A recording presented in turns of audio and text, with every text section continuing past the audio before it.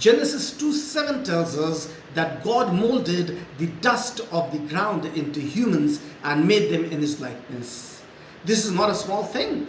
Do we give it a thought? Though you are made of an ordinary material, but you are not an ordinary being.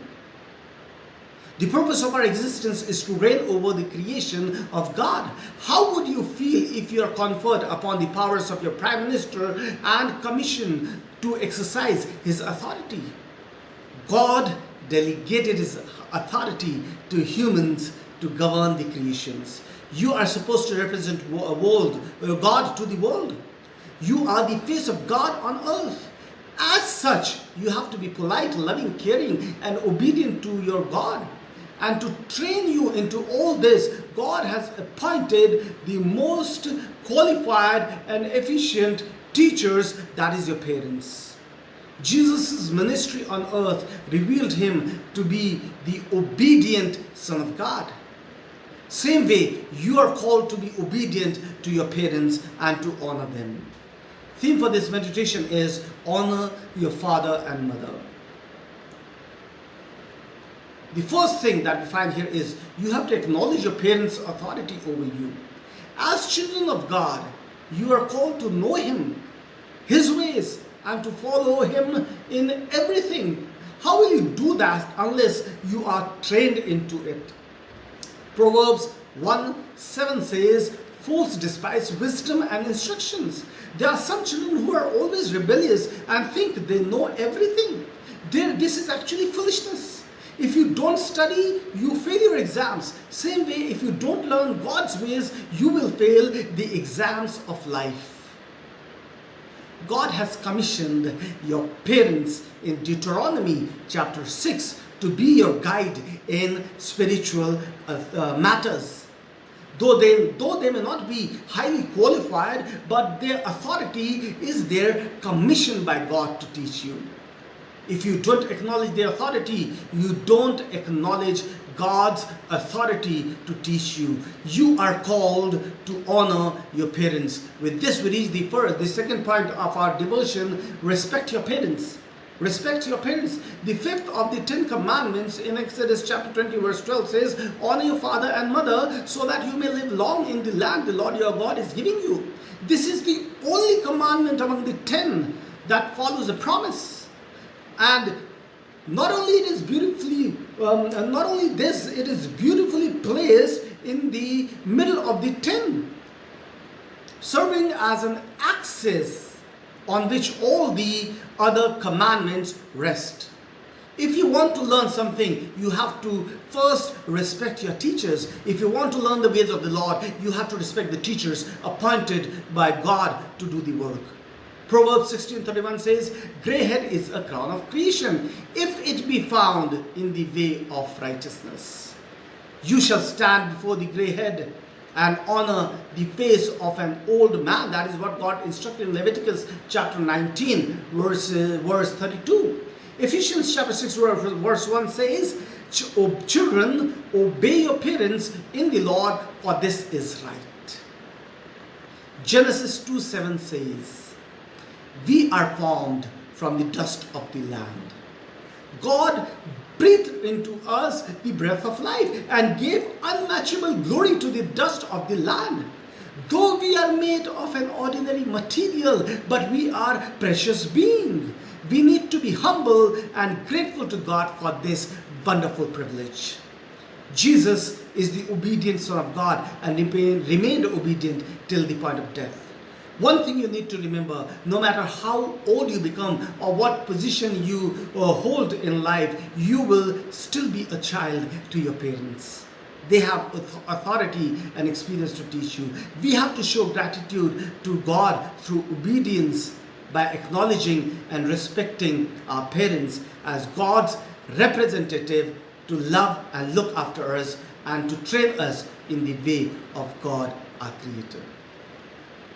God bless us. Good morning, children. Today is the second day of the VBS. I hope you are all doing well. The topic for today is family. The reference was is Genesis chapter 2, verse 7. Yesterday we saw how God made Adam and Eve and He told them to go and multiply.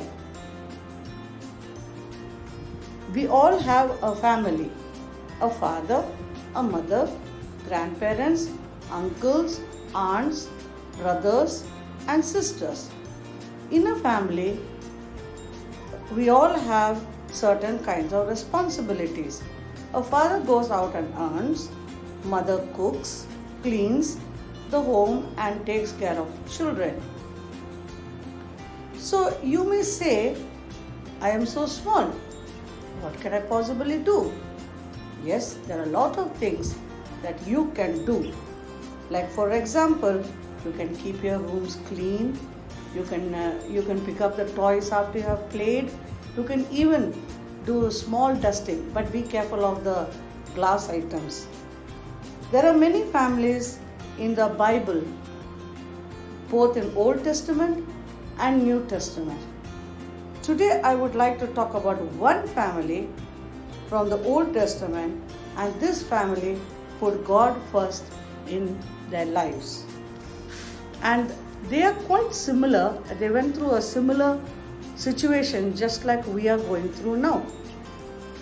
And I think you have guessed which family I'm talking about. That is Noah. They also were under lockdown for almost about 150 days. And why were they under the lockdown? Because God wanted them to be safe. Even we are under the lockdown because we should be safe. Okay, now let us go into the story of Noah. I'm sure you all know this story. One day, as Noah was walking, God called him, Noah, Noah. Noah said, Yes, Lord. And God said, Noah, I'm going to destroy the world. Why, Lord? What happened? Well, I'm not happy with the people around. They are sinning and they're doing just whatever they want. So I'm really fed up. I'm going to destroy the world. But because you and your family are so good, so I want to protect you. That's why I want you to make an ark. What is an ark, Lord? Well, it's a kind of a big boat. And I also want you to take in the animals 2 by 2, male, female, and your family with you, your wife and your 3 sons and their wives. But I don't know how to make an ark, Lord. Well, Noah, that doesn't matter. I will give you instructions and I will tell you what kind of wood you have to use. So don't worry about that. So Noah began to make an ark. Some people passing by, they said, Hey Noah, what are you doing? So Noah said, Well, I'm building an ark. What is an ark? And why are you building that? So Noah said, Well, an ark is a kind of a big boat where we can keep lots and lots of things. But why are you building that? Well, it's going to rain and we have to be safe. God is going to destroy the world. What? God is going to destroy the world? But why? Because you all have sinned and God is really displeased with you. But even now, it's not late. If you repent and come to God, you can be safe in the ark.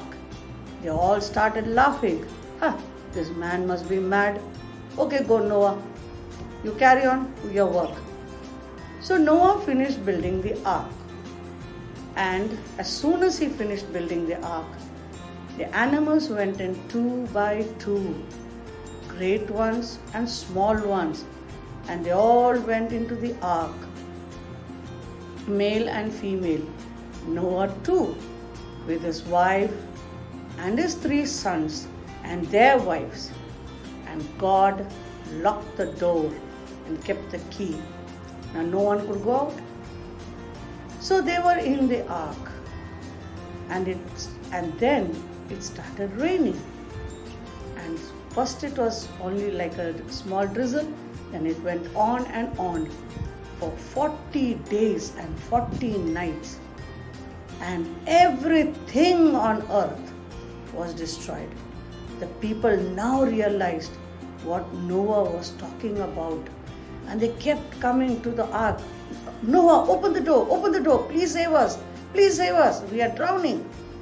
But Noah couldn't do anything because God had the key with him.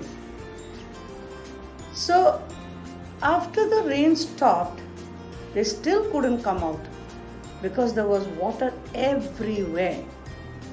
And as we know it, Noah sent a dove, but the dove returned because the dove could not find a place to stay. Then after a week again, he sent another dove, and this time it came back with a leaf.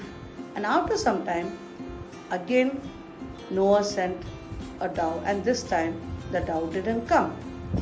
But the boat kept on sailing until one day it found a proper dry ground. As soon as they came out, they were all very happy to see the beautiful sun and the beautiful earth. And the animals went their way. But what did Noah and the family do? The first thing they did, they prayed and thanked the Lord for saving their lives. And God was so pleased that He multiplied their generations. A family can function smoothly if we have Jesus in the family. You know, Jesus loves the little children. We must always put Him first in our lives. Little children, your duty is to obey your parents, just as it says in Ephesians chapter 6, verses 1 to 3. My mother always used to say, a family who prays together stays together. You must pray for your family, and you must always have a family prayer. Please do something for me today. Go to your parents and tell them, I love you. They will be so happy to hear this. Now the spelling of family is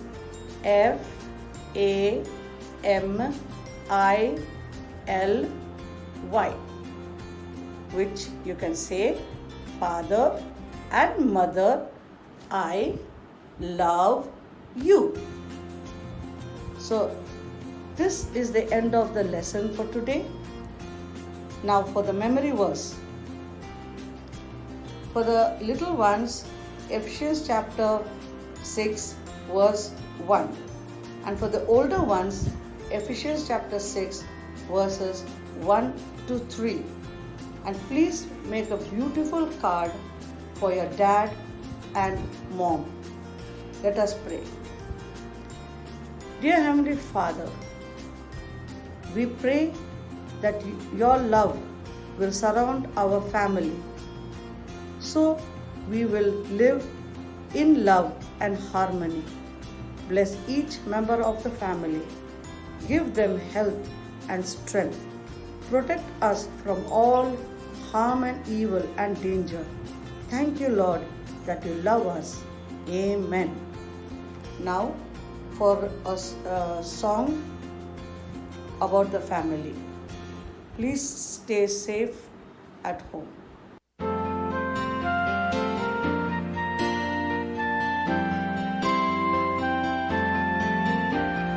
Welcome to the family.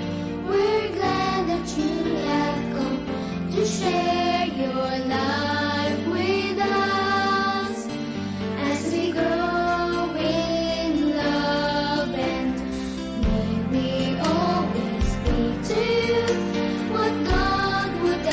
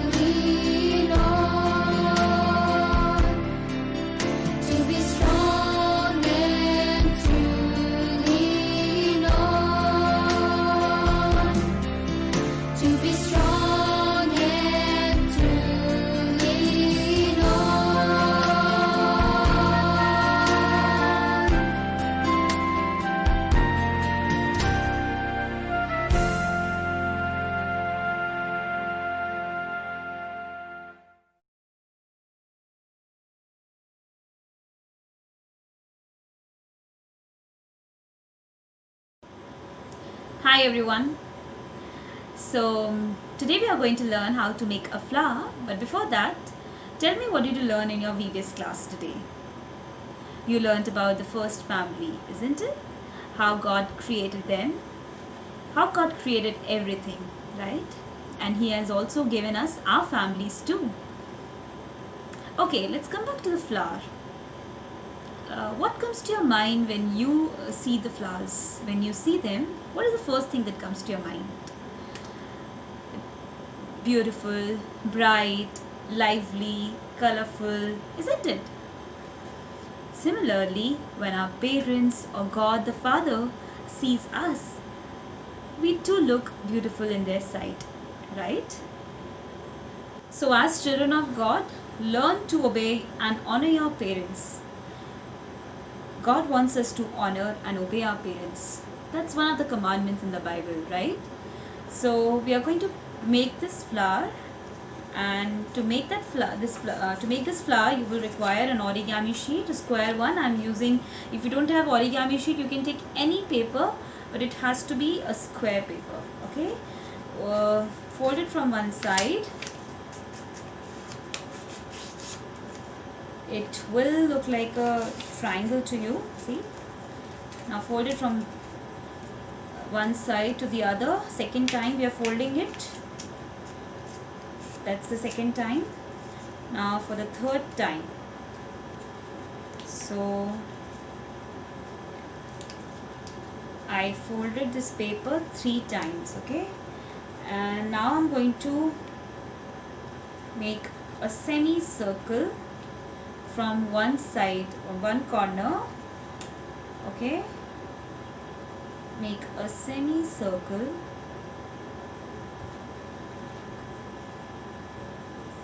Can you see this? And now we are going to cut this.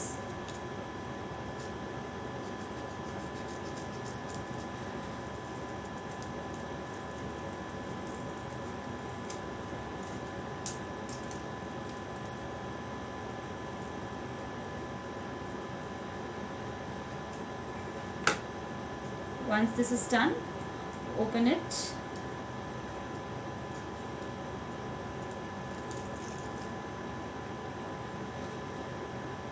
Here is your flower. Flower is ready. So I want you to write thank you on top of this. Please write thank you.